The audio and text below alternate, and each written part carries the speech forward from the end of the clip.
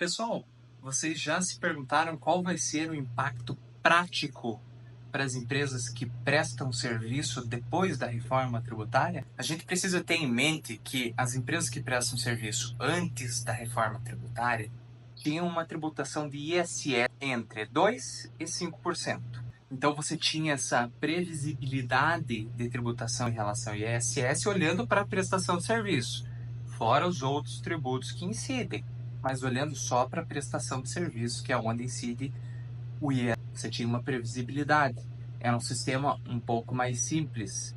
Você tinha essa possibilidade de precificação, inclusive em relação aos trabalhos. Agora, por outro lado, com a reforma, vai tese ter um aumento da carga tributária dos prestadores de serviço. Porque com a reforma, certas atividades foram beneficiadas, outras, em regra, foram prejudicadas. Uma delas é a de prestação de serviço. As que foram beneficiadas, na regra, foi a parte mais voltada para a indústria. Em relação à prestação de serviço, precisa ser muito claro que houve uma modificação com o sistema de creditamento. Vocês lembram da não cumulatividade ampla? Antes da reforma, a não cumulatividade era completamente parcial. Agora ela é ampla.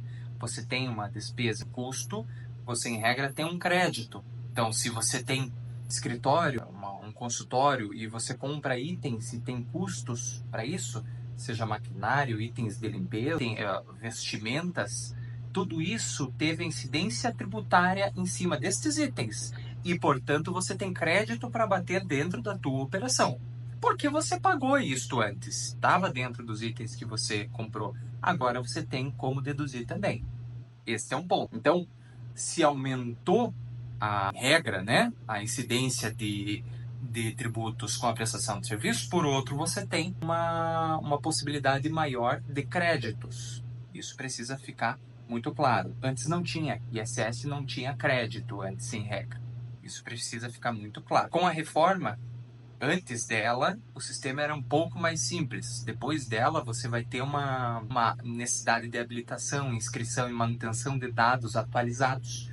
O sistema de creditamento e de débitos de tributo, ele vai ser informatizado e não está implementado ainda. Isso ainda está sendo desenvolvido pelos órgãos competentes, ainda não existe esse sistema, estamos somente idealizando algo ainda, mas é fato que vai haver uma maior complexidade em relação aos sistemas, justamente por créditos e débitos, porque eles vão ocorrer dentro de um sistema em específico. As empresas, portanto, vão precisar ficar muito atentas e se desenvolverem em relação a esse conhecimento desse sistema e, portanto, vai ter uma complexidade em relação a esses sistemas que estão sendo implementados. E outro ponto, pessoal, são as alíquotas reduzidas. Se um lado da reforma foi lá e prejudicou os prestadores de serviço, por outro lado, nós temos alíquotas reduzidas. É o caso da educação, é o caso do transporte público, é o caso de contadores, de advogados,